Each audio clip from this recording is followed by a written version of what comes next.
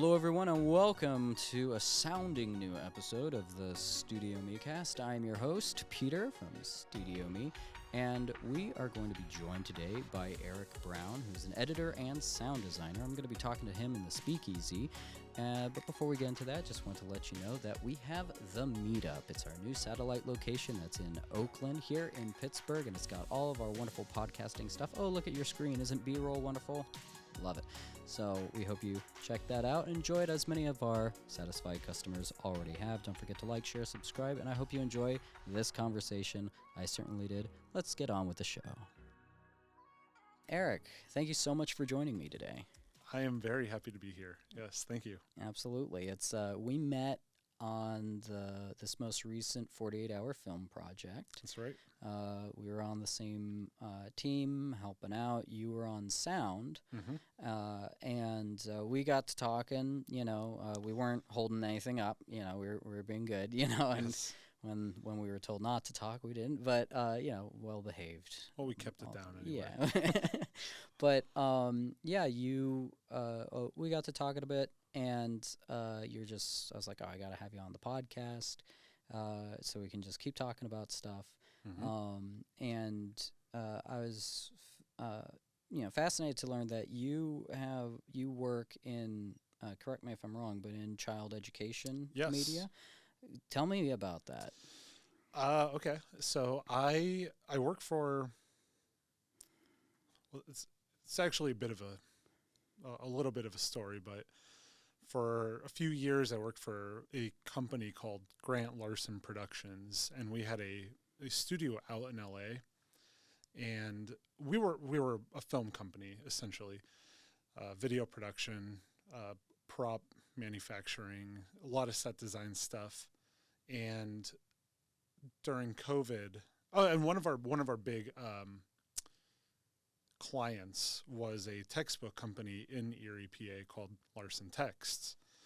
And so we just made a lot of educational content for them. And then COVID happened and things started to go kind of downhill for the company. Nobody was wanting videos during that time. Nobody could work. So that branch closed. We kind of came back to Erie and we kind of just worked remotely for a while, and then Larson Text acquired us. So now we've kind of stopped doing film in general, video production in general, and we're focused purely on math education for students K through 12. But we do, we have textbooks. There's problems in the book where if you want to go see the answer, we have videos for how that problem is done. We've probably made 5,000 of those. Wow. There's a lot. Like it's a lot of calculus tutorial videos, stuff like that. But also like little documentary type videos, 3 to 5 minute kind of like how to use math in your career. And we interview plumbers and fishermen. We got to interview 2 of the astronauts on the I.S.S. 2 years ago. Cool. It was amazing. Wow. Yeah. What was that like? Was while they were up there? Yeah. Oh, that's awesome. It's really cool. 'Cause they're up there, they're in space, and we're asking them questions, and while they're answering, they're like doing flips in the air. And so it was really neat, and the fact that they're like, they're saying our company's name while up in space. It just kind of like it was a really wonderful experience. I didn't get to interview them, but it is, it's because it's NASA, because it's that is like it's public domain. So that interview is out there for anybody to see, but we turned it into our, I think it was a 6th to 8th grade math video, and they talked about their y equals mx plus b usage. That's something that I remember. I was at a film festival and there was a rep from NASA doing a panel there, and that's when I found out exactly what you just said, which is NASA's content is public domain. It's like, yeah, that's your tax dollars. So when they take a picture of the stars or something, then sometimes that actually does end up in like a Marvel movie as an element, like a plate or something. And it's a wonderful resource. It's incredible. Like, and just top of the line stuff. There are restrictions on that. Just like a little disclaimer, for like some astronauts are public figures and they have their own brand and things. So it's not like everybody involved with NASA, everything they ever do is like free.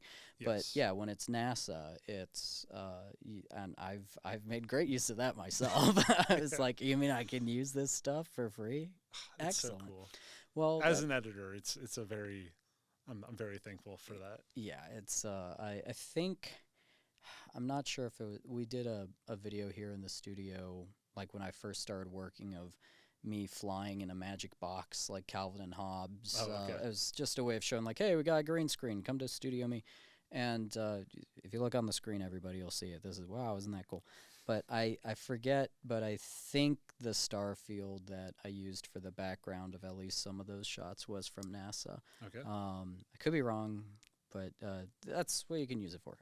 Yep, exactly. So education in media and stuff, is that something that you had, like you talked about how COVID was a big part of getting to where you are, but was education in media something that you had always been interested in, or is that something that's just come about in your journey? It is totally something that has come about in my journey. I never I never like expected it to go this way. It was just I've embraced it since then, but it was kind of like weird for me at first, where especially when we first merged with that company, I was like, I don't know how to teach kids. Like, I don't know. Like,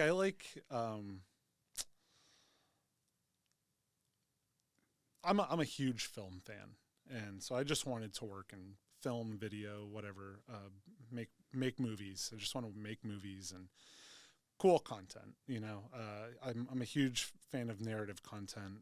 I love documentaries and stuff, but like my focus has always been on like narrative stuff. So kind of shifting gears like permanently in my professional career, it just felt a little weird. But now that I've been doing this for now that like I'm solely focused on this for the past just over a year, it's interesting. Again, I'm embracing it. There's a lot of things that I get to, like we have these puppets, and we get to write content for these puppets, and so I write and direct a lot of that stuff at work, and that's a really satisfying project to do. Is when those puppets come out, the calculus stuff. It's a job. Mm-hmm. It's nothing special. Are you the one coming up with the math on there, or do you have a mathematician involved with it to make sure it's correct? Yes. Yeah. The people who write the books, they come to our team, and we're the video department. They say, hey, we need 250 of these videos. Wow. We need it by August, and we're like, okay, we'll send us the problems, and we'll get somebody on screen that knows math, hopefully has a degree, and we'll pump them out for you. Now, just to get back up a little bit more, what age groups are we talking here for the education? We're talking anywhere between K through 12. Wow, okay. It's a lot of math. It's a lot of math. Do you like math? Was that a subject that you took to when you were in school? Yeah, I do like math, which is fairly unique for the team that I work with, because everybody's video people. But when I went to college, I originally went for chemistry. I was going to be a pharmacist because I figured that's what my parents would want me to have, like a high-paying job in a science field. So my first 2 years of college was all math and science, and I really liked it in theory. I loved the ideas and the concepts and just learning about the physical nature of this world. But it was the laboratory setting that I had zero interest in. I did not like that at all. So then a friend of mine got me he knew people at the school newspaper. And so I started writing for the school paper and then switched my major to communications. And that's when I got into all the things that I'm into now. And I'm very happy that I did do that. But it's neat because I do have a background in math and science. So moving into this stuff, I like get it. You know, I like it. It's cool. It's funny because like I'm the guy on the team that has to like double check the math stuff. So it is neat that it kind of just fit. Yeah, that's really remarkable that you're in a position that fits with the history of your interests. Yeah. And makes you, it seems like a really valuable member of that team because, as you said, a lot of people you work with aren't so much into the mathematics. No. My experience with mathematics has been tumultuous, I'd like to think, but I finally gained an appreciation for the subject after college.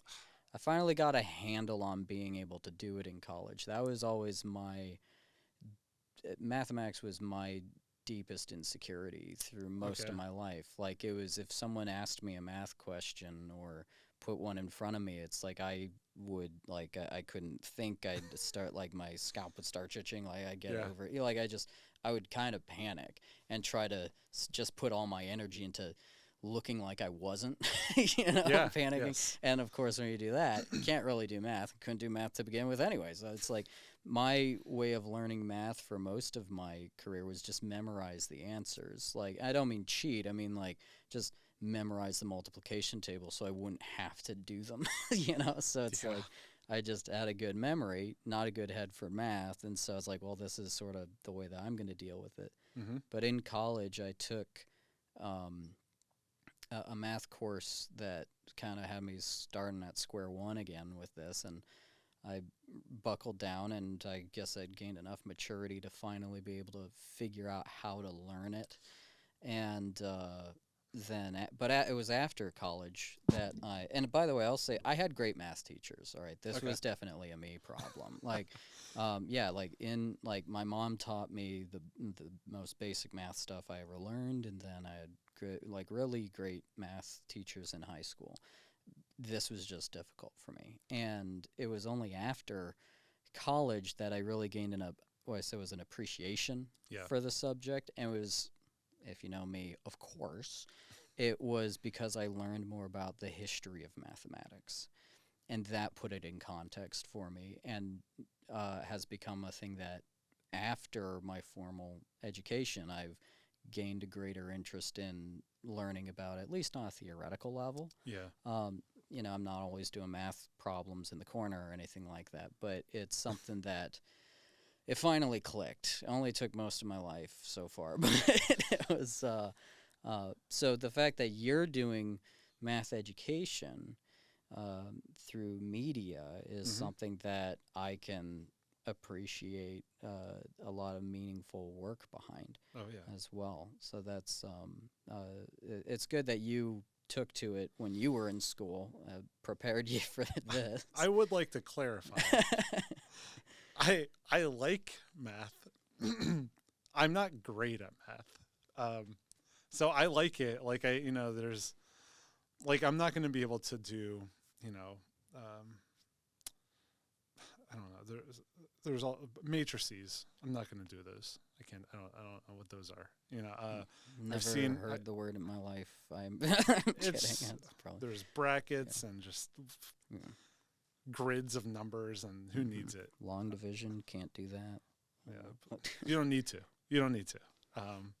But someone does it. Someone does it. I appreciate. Again, I'm with you. Where during college was a funny time. I did not embrace the college experience like I should have while I was in it. And everything that I learned in college, I feel like if I were to do it now, I know what I'm looking for now. What are you looking for? Well, like with certain knowledge, like while I was taking math at the time, all I was like doing was trying to pass. I'm not trying to learn. I just want to be done with college. Like that's all I wanted to do while I was in college. And now that there are so many things that have presented themselves in my life now, I'm like, if I were to go back and take those chemistry courses or those math courses, now I'm like, okay, this is how this actually applies. And I wish I had this thinking back then. I didn't see how it affected me back then, but now I get it. And I think I have more of a head for learning more now than I ever did. But I think that lends itself to, or like this job has kind of brought that out in me. So I am now more interested in math and sciences than I've ever been. And this is like at the peak of my, I guess, technical abilities in film. So it's just weird how things work out. Well, getting back to film, you said, I forget the words you used, but you're a big film fan. Yes. Or a big film. All right, yeah, words good enough. Yeah. So I forget how you phrased it yourself, but yeah, you're a film buff, right? Yes. Has that always been there? Is that like how'd you get into? Did you just go with your friends, watch it with your parents? How'd you get into film? Yeah, definitely. It's always been there. I love music. I love movies. Those are the two passions of my life. I've just been watching movies for forever. You know, mom and dad showed me movies as kids, and I got to high school, and it was just I found people that were showing me different movies, and then I got to college, and like I watched everything, and I love cult films. I like movies that show you things you've never seen before. I'm not a Hallmark guy. I can't do Hallmark movies. They can churn out a product, give them that, but they can. I understand what you mean. Yeah. But yeah, it was just always there. It's something that I would have gotten into right at the beginning of college, but I just didn't see how it. I didn't know enough about the world. I didn't know how things worked, and I was just like, just get a job that pays, and that's all I thought about while going into college. So I just didn't have, like I said earlier, I wasn't in the right mindset for college while I was going to college, and as you get older, you get a little bit smarter, a little wiser, and I have no regrets about it. But that's good. Yeah, I think, yeah. But my roommate in college, he was a film major, and I was always jealous of that. And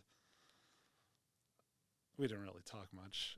But I was definitely the ghost roommate. I was just never there. Okay. Yeah, so. Right. It's not a bad thing. I can't remember, I think, any of my roommates' names. I was just never in that room. It's like Where did you go? Oh, I went to Edinburgh University. Oh, really? Pennsylvania, Okay. which I hilariously refer to as the late Edinburgh University of Pennsylvania, because merger, yada yada. It's Penn West Edinburgh campus, something, I don't know. New name. They destroyed my dorm where I met my wife in the cafeteria where we had lunch every day. Oh, no. Stole some bricks. Thank you guys. Wow. You know who you are. And but yeah, great birthday present for her. She loved it. But the yeah, it's only constant in life is change, I guess. But and I don't know too much about it, like, why that had to happen or not. But yeah, it's I got a lot out of my education. That's great. Yeah, in fact, today I emailed a professor that I hadn't talked to since I graduated, who is a professor had a very profound influence on me and my work and the way I see things. He's a painter, and he taught 2D design, and I took intermediate drawing with him because he was teaching it. And I wanted to get better at drawing because Yeah. I work through drawings a lot. A lot of the things that I do, depending on the project, there's going to be something in it that doesn't exist. So I can't just say, hey, get this kind of car. It'll be like, this is what the spaceship looks like, Yeah. I'll do those drawings myself. Depending on I would say I do a lot of storyboards as well. Very and that cool. kind of thing. So, but I've always been enamored with design and composition, and he was the guy, Malcolm Christoph, who is, congratulations, retired. Nice. Yeah, recently, I went to the campus the first time since I graduated, and I'm like, let me drop in, see if he's here. And he had like just retired, so I Wow. finally just missed him. But I sent him an email today, and he's the guy who really broke down design on an abstract level for me to just I could set up a shot before that. A lot of it was instinct, intuition. He's the guy who got me past the head start that instinct can give you, broke it down to the most basic fundamentals to be able to, direct and control a composition. And that's something that I use, something that I learned in that class almost every day. So I got a lot out of my art school stuff, and my film classes, and so I should talk more about how, I think a lot of the time people hear about so and so didn't go to film school or whatever. That's like, sure, I'm not as big a deal as like literally any of the people that people know I'm talking about when I say that, but I got a lot out of my education, and while I was there, I was doing my best to get as much of it as I could. I definitely got my money's worth, and part of why I work here today. So happy to hear that. But interestingly enough, my favorite class that I ever took in college, it was one of those general electives that you had to take, or it was a drawing class. And I kind of did it because, first of all, I like artsy stuff. Like, I like drawing. I like anything creative. And I didn't think the class was going to be anything. I was just like, oh, this is going to be fun to just draw. And I learned lessons from that class that I will take with me through the rest of my life. It was that things clicked in my brain during that time where there's a lot of still life drawings that we had to do. And that lesson where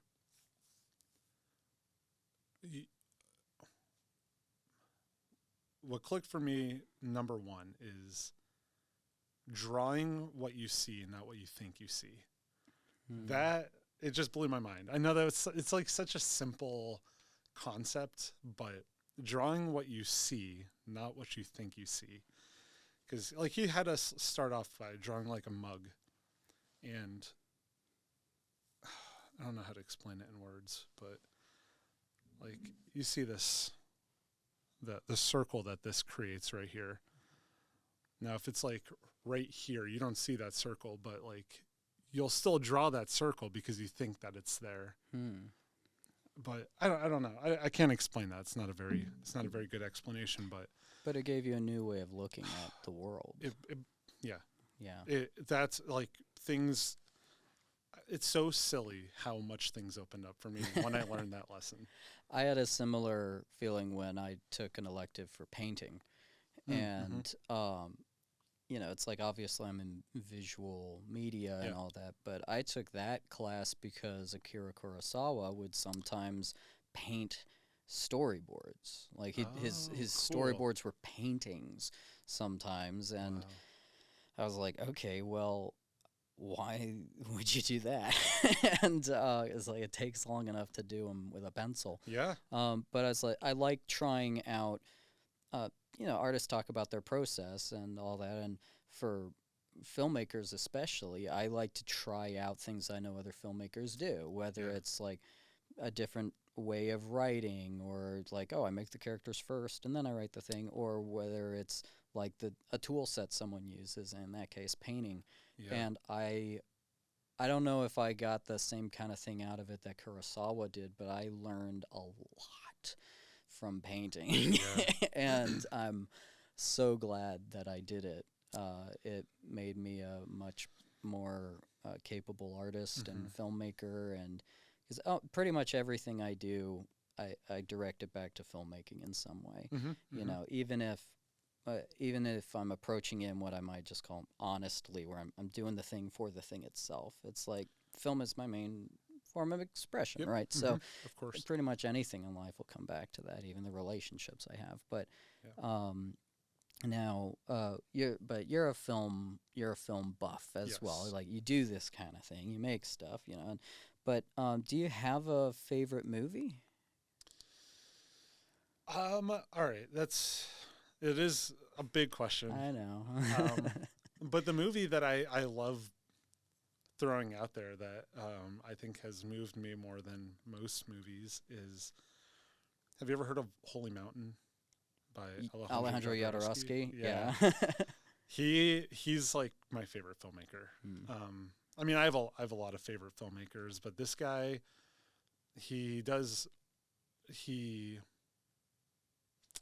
again, what I love about a movie is when it shows me something I've never seen before. Every frame of every one of his movies does that.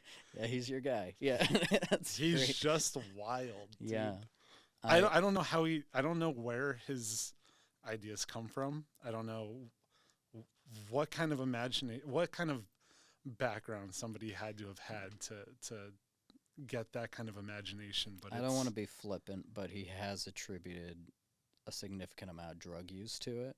Perfect. It's I don't know if it starts with that. You know, I imagine it's more complicated. But I don't know. That makes sense. I just know that he's at least used it for inspiration. Okay. Before, so which would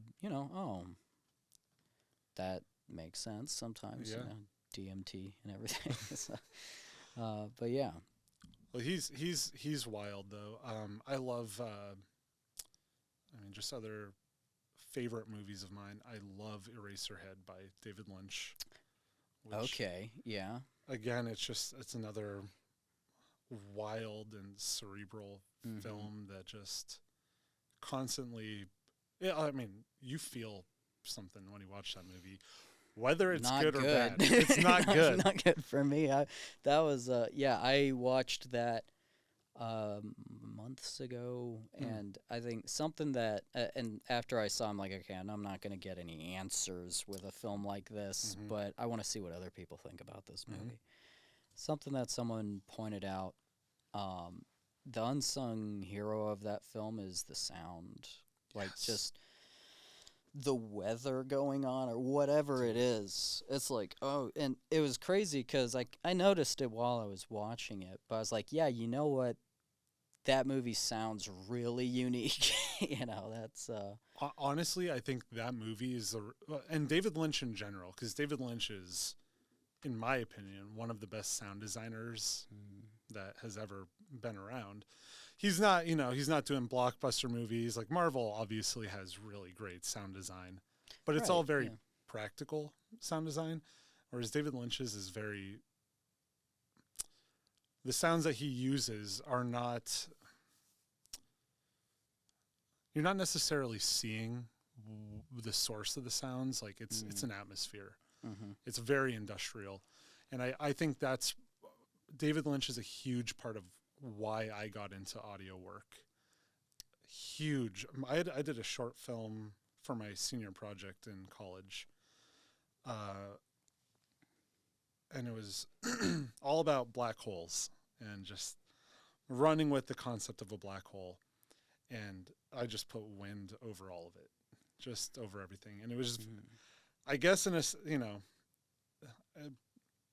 back while I was making it, I wouldn't have told you that it was an Eraserhead thing, but now looking back, it's like, oh, I probably just stole that from him. But he just puts these uncomfortable atmospheres over everything, and there's like just gross, bad noises that make you feel. I love even if a movie makes me feel super uncomfortable, I love it because you could watch a Hallmark movie and just be like, not feel anything. Well, I don't know. That's me. But if a movie makes me feel anything, good or bad, I am a fan. Yeah. And there's a lot of movies out there that have affected me in that way, and he's just very strong in that.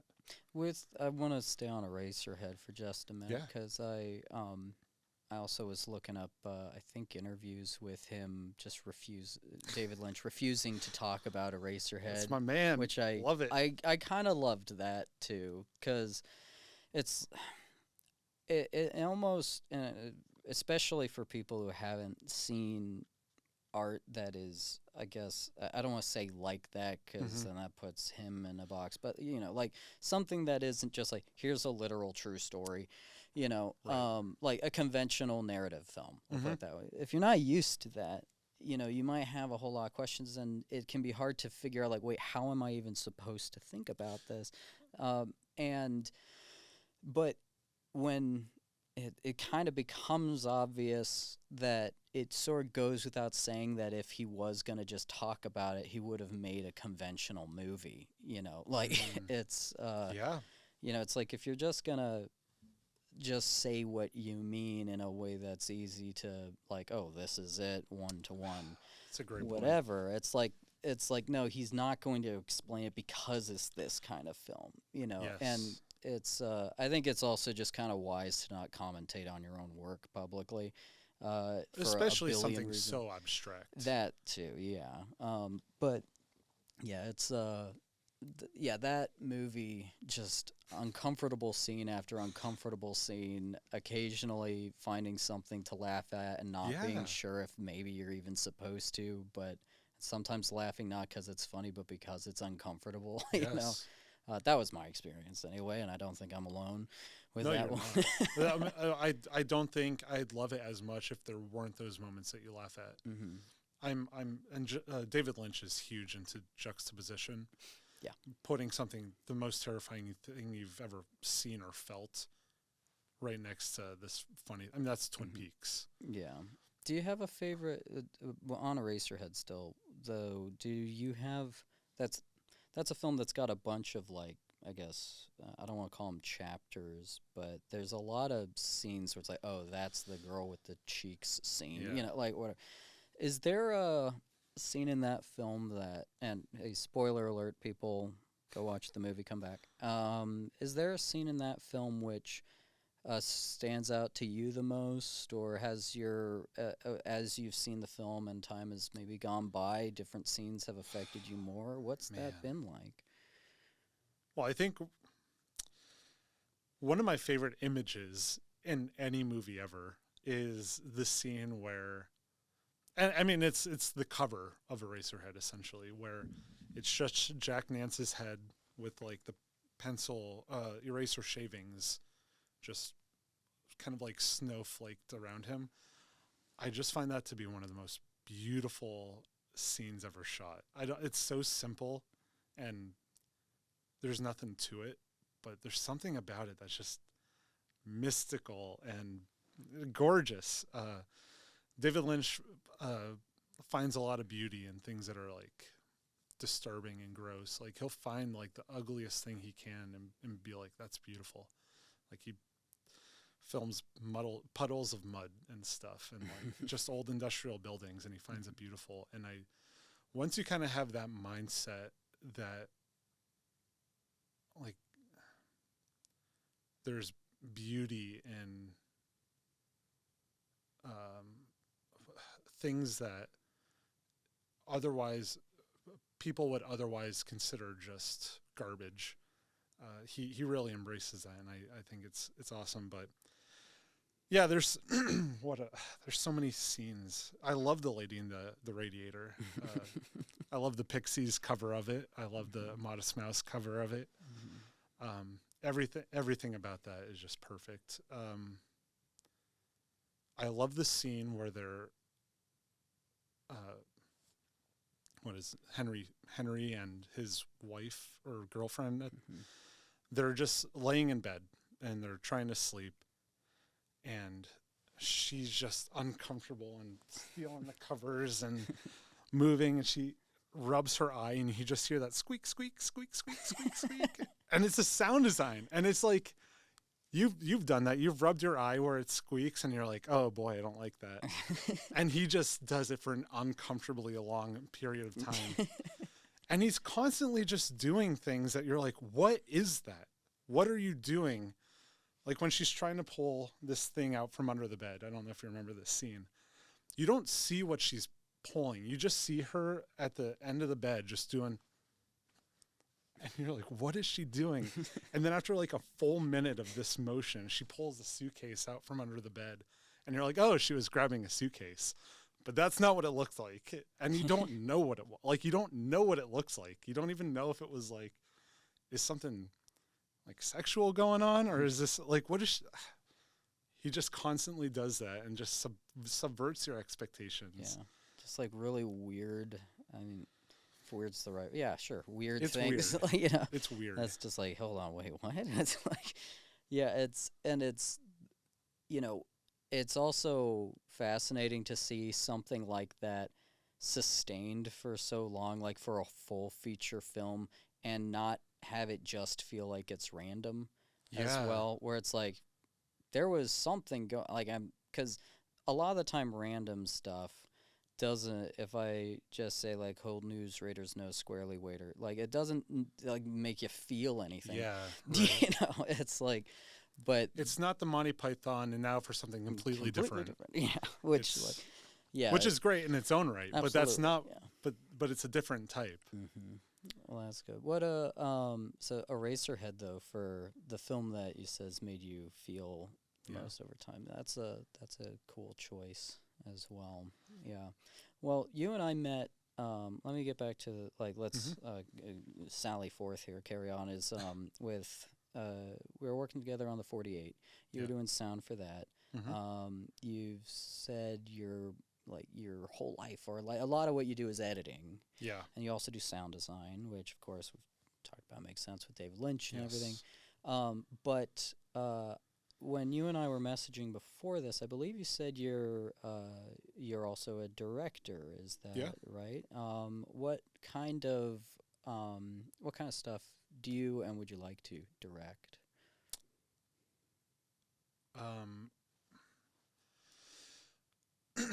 So I have directed outside of work. Again, I've directed a lot for work. Mm-hmm. A lot of a lot of children's stuff. Let me back up here. Yeah, no worries. Yeah. It's a huge gear shift to be like, so directing, but yeah. So, well, I really like directing. It's something that that's what I want. I want to be the David Lynch, the writer director. You know, I like having kind of that. I am very interested in.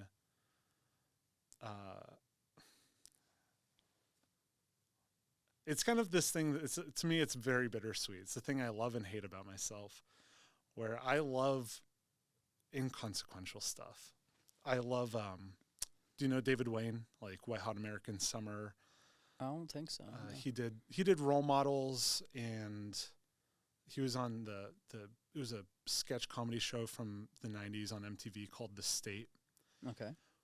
One of my favorite sketch comedy shows ever. They don't always hit, but the concept is there. Their concepts are always there. Mm-hmm. It's very much like Mr. Show with Bob and David, if you ever watched that one. Sorry. I love sketch comedy, Yeah. but you've thrown two things out there that I don't know. Those are two of my big ones. Just a case in point for this is in Bob and David, they do there's a skit about a mom and pop porn shop. The concept's there, yeah. The concept is there, and they have a child who doesn't want anything to do with porn, but porn is what puts food on the table, and Gosh. and it's so funny, but the skit doesn't. It's not great because it has to be like 5 minutes, and it's like, yeah, and which is an eternity. It's an eternity for this simple joke. Yeah. So sketch comedy in the 90s to me is all purely conceptual. And what I love about it is their determination to see it through. Like, good for them. They put their all into it. Yeah. It didn't land, but they tried. Right. And I just really like things like that, where like one project that I'm kind of working on is, I consider it like the Twilight Zone, but stupid. So it's just like, you're in this weird world where things are not like, there's nothing serious about it. It's like kind of ominous and spooky, but at the same time, it's like, doesn't matter. It's like Burn After Reading. Did you ever see that? The Coen Brothers Yeah. movie? Oh, yeah. There's so many like ways that they broke tropes with that. Just the whole regular people getting involved with a world that they're not even acquainted with, and trying to do their moves they're making off of movies they've seen. Like Brad Pitt's character, I'm just a good Samaritan, who's like trying to do the whole, hilarious. I love that kind of comedy. Yeah. It's great, and it just, by the end of the movie, I guess spoiler alert, J.K. Simmons is like, what? So it's just done? Yes, it just wrapped up itself. These people took care of themselves. Like, nothing happened. Mm-hmm. By the end, you're not any further ahead in life, but you got to laugh out of it, and it takes you away from the messy politics of this world for an hour and a half. And I appreciate things like that. Mm-hmm. I like when you can just laugh at something. Take a break. Yeah. That's it. Mm-hmm. Yeah. Well, this Twilight Zone but stupid thing, is that a short? Is that a series? Is it a feature? What's that idea? I would like to see it as a series where it's just, the Twilight Zone. Each episode is its own world, and you follow a character in that world and just kind of see things devolve into madness. And that's what I would like to do, is just probably just a half-hour episode. I have like 200 ideas for this thing. Oh wow, nice. So I could see, I would like to get that project started at some point, but that's kind of my humor. I love like Monty Python and the Holy Grail. Another all-time favorite movie of mine. I think one of the greatest things I've ever seen in a movie is the whole movie. Again, spoiler alerts. Sorry. God talks to King Arthur and says, "Your purpose in life is to get the Holy Grail." And then the French get it, and Arthur goes to jail. And the movie's over. And that's it. Nothing. It doesn't go anywhere. It's like they it feels like they ran out of money or something, which I think they did, actually. Like they wrapped it up perfectly. Yeah, it's great, especially with so many Monty Python skits end with a policeman showing up, or like everyone just getting arrested or whatever. But that's good. Yeah, I like those films that feel like they're not totally unattainable on just like the level of production that they have. Not that there isn't a lot of skill and creativity behind them. It's like but the stuff that like right now I'm watching, I think it's the Coen Brothers' first movie. It was recommended to me by an actor. It's called Blood Simple. Yeah. And Frances McDermott and a mess of other people in there. And like so far watching it, it's like, because I try to watch movies in one sitting as much as I can. Of course. But every once in a while it's like, hey, I'm just going to watch half of this for now. And so far where I am on it, I'm like, for like where they are, it's like I've got family in Texas. Like I could have shot this stuff, like it's seriously. Which is awesome, because it's like it really and I'm loving the movie so far. I'm like, yeah, this is interesting, like stuff's happening. And it's one of those things where the reasons why people really go to see movies aren't necessarily incumbent on the budget. Like, Yes. with the exception of things like, I mean, the actors, Mhm. some of them cost millions of dollars, and it's and a lot of that's because millions of people are going to show up and see them. It's Actors and gets butts and seats. yeah, and they're world class and all that. But as far as like story and creativity and like all that goes, it's like, no, yeah, if what's going on is interesting, and doing it within your means, it's just that kind of film where it's like the lower budget feels more independent, just really like has a lot of passion and creativity, and it is just I never get sick of seeing that kind of thing where, like, especially if it's a little scrappy, like, Yeah.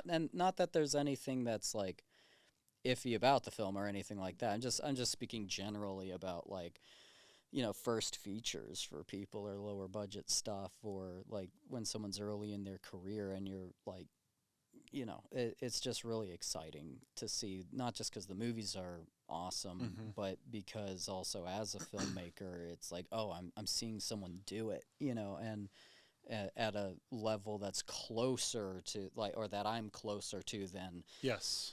a lot of the bigger films that I hope I get to make someday, Of course. So that's but yeah, Blood Well, Simple. my case in point for that is the example I always go to, and I talk about this so often, but I'm a huge Trauma fan. Trauma. Do you know Trauma? What's Trauma Entertainment or something? I'm learning about a bunch of stuff from you today, so yeah. Lloyd Kaufman, he's just one of my favorite people. I mean, he's an amazing filmmaker in a way, but he's just a very smart guy. There's two types of movies to me. There's Toxic Avenger and there's Titanic. Toxic Avenger is a trauma film. Came out in 1984, I think, and it's just lowest of the low budget. It's just, you look at it and you're like, I don't know if I should keep watching this. This looks bad. But the energy in this movie is so intense. Like, you feel everything that's going on. And Lloyd Kaufman, everything he does is as over the top as you're ever going to get. There's just insane scenes in this movie. The big controversy of this movie is like the bullies at this health club. All they do is just get all messed up. They get high and drunk and they just drive around, and they get like 20 points if they hit a grown up on it with their car, and it's like double points if it's a kid. And then they run over this kid's head. Like, it's so wild. And it's just purposely gratuitous, purposely. And when I watch that movie, I feel amped up. When I watch a movie like Titanic, which is probably like 300 times the budget, At least, yeah. It feels sterile. I'm like, I don't feel anything. Really? When you watch Titanic? I'm not a Titanic fan. Okay. I'm a Trauma fan. Gotcha. I do truly appreciate it. Obviously it's a so beautifully made movie. Mm-hmm. Or even the new Dunes. Great filmmaking, wonderful filmmaking, but I don't feel the energy that this, I don't know. Trauma is kind of a different story. Mm-hmm. I've never seen an independent company put out something so just lively and energetic, and it just makes you feel things. But yeah, but that's your preferences, though. Yeah. Mm-hmm. So and I appreciate all of it, because I'm a film fan all the way through. Like, I'll watch all of the movies. But I find that the ones that excite me the most are the ones that some movies are just sterile and some have energy, and that's I like the energy ones. Have you ever seen? probably have, but have you ever seen Bad Taste? Yes. Yeah. I love Bad Taste. That movie freaked me out so much when I saw it, because I'm like, I love Lord of the Rings. Yes. I'm gonna watch everything this guy ever made. Oh my gosh. And I watched Bad Taste. What a trip. And I'm like, I don't understand how this guy was ever allowed anywhere near anyone involved with the Tolkien estate. But then I watched his documentary behind the scenes for, I think it's called Good Taste Made Bad Taste. And it's a documentary you can find online. I believe it's legally up there, public. Okay. I'm not sure. But and Peter Jackson. I've not seen it, but I'm very so interested. Cool. It totally reframed that movie for me, and made me realize exactly, like, oh, this is why this guy is my favorite filmmaker.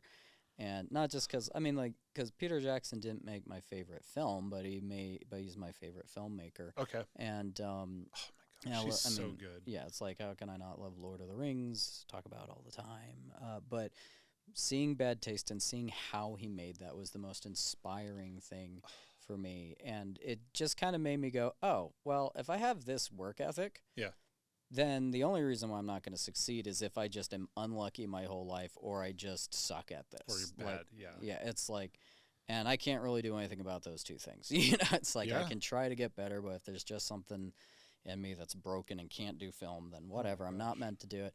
And then, some people never get their break. That's fair. But it's like, seeing how he made that movie, I was like, all right, just try to be like this and how you approach stuff. And it just like really gave me the foundation on like seeing someone do it. And it's like he made it when he was in his 20s, and it's insane what he pulled off, because it's a movie that it builds as it goes too. It's like at the beginning you're like, all right, what the hell is this? And by the end of it, you're like, that was amazing. I don't know how he pulled that off. Like, what? Geez, that's a lot of work. Yeah. That's exactly it, though. Like, that's early Peter Jackson, David Lynch, Lloyd Kaufman, John Waters. Those guys are like, that's my holy trinity right there. I know I just named. Yeah, like when it's got that grit and sand on the film, kind of. Yeah. John Waters was always he was always talking about how he was just a punk kid. He's not going to do anything good. Like he's not going to make a film that people are going to want to see. So he was He's been very upfront about that. Yeah. And he was just like, the only way that we're going to get attention is by doing something crazy. So let's do something crazy and do that until we can get a budget. Because he always wanted to be like the golden age of Hollywood. Like he wanted to make great movies with like Liz Taylor and that stuff. But he's like a 16-year-old kid with no money. He's not gonna. So you make something that gets people talking, and eventually something will happen. And it worked out for him. I mean, Hairspray. I've seen that, yeah, and I like the musical too. Yeah, there's I have a little bit of a hot take on the Hairspray movie, which, like the musical, which I'll give some other time. But like I finally got around to seeing the original John Waters movie, and seeing where all this comes from, and it's. And I remember seeing that's how I found out about John Waters, was through Hairspray. And I think I was 16 or something when the musical movie came out. But and then learn about John Waters, and all the behind the scenes interviews are him being like, yeah, this is probably the most approachable of my films. And he's like, yeah, and people say, oh, I love Hairspray, you guys are great. It's like, if you saw the other stuff we'd made, you'd kill us. It's so true. And I was like, oh, geez. And it's funny to hear him talk about that, because he, it's not like he isn't aware of what he's doing. Like, he's very, like, engaged with it, so that's pretty cool. But that's what I mean. He wanted to make things like Hairspray. Like he wanted to make movies people would want to watch, but he knew that he just couldn't. And you have to have those baby steps, you know, like the fact that he made Hairspray is just beyond me. That's so weird that he does it. Because I know people that love that movie, and they're like Disney people, you know, like they love the wholesome nature. And I'm like, you love a John Waters movie, and you don't even know. Talk you don't about even range, know. Yeah. It's amazing. Yeah, audience, look up for yourselves the wide-ranging work of John Waters. But the household name to those houses which need to hire a priest to exorcise. No, I'm just kidding. Well, very good. Well, I think we're just about wrapping up here, but is there, we like to put links and stuff in the description. We can put social media, that kind of thing for you. But is there any, is there a project that maybe you have to link to, or maybe it's your work or whatever, anything that you'd like to let the people at home know that maybe they could find in the description of this video? Boy, I unfortunately don't have anything that I'm pushing at the moment. There is work coming up that I am looking forward to getting out there. A lot of projects in the works. So nothing at the moment. I have like short films and stuff that I could link to, but nothing. I feel like the big stuff I've been working on right now is like really work focused, and I don't even know how to get that out there. Well, maybe we'll be able to get at least one short film from Erik in the description for you. We'll see, but we'll get some links out there. As you've got work coming out that you just alluded to, like more stuff. If you have something that when it's ready or before or whatever, like whenever you're looking to promote it, let me know. I'd love to have you on again, and we can talk about a new project that you have going on. My big thing right now, just the quick thing is, a few years ago I directed a movie called The Fifth, and it was a very experimental film, just really like it doesn't make a whole lot of sense, but it was like all part of the thing. It was an improv film. There was no script.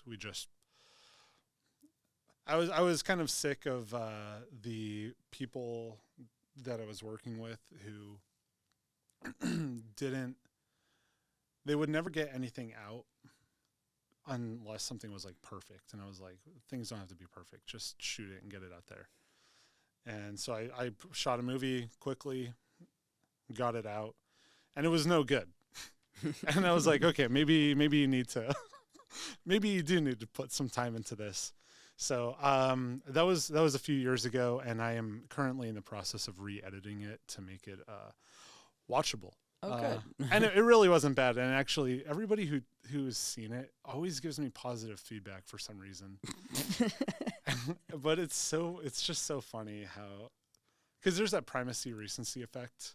People remember the beginning and they remember the end, and people love the ending. And that's the whole reason of the movie is for the ending. But there are just things that I want to tighten up and actually just kind of delve into more of the weirdness of it. So that is a project that I'm currently working on getting out. And if anybody has seen it, this will feel fresh, more fresh. Awesome. It'll feel better anyway. Well, we look forward to that. And whenever you want to come back and promote anything, just let me know. It would be great to talk with you again. But I've really enjoyed this. Erik, thank you for being my guest. Yes, thank you so much. This was awesome. Awesome.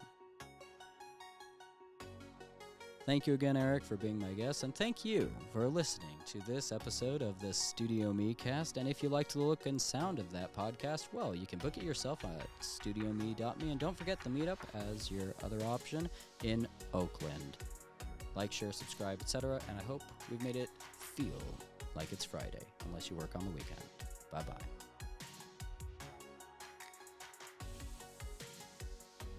Hey, I hope you enjoyed that episode. If you want to start your own podcast, why wait? Reach out to us at StudioME.me, and I hope you hear me again soon.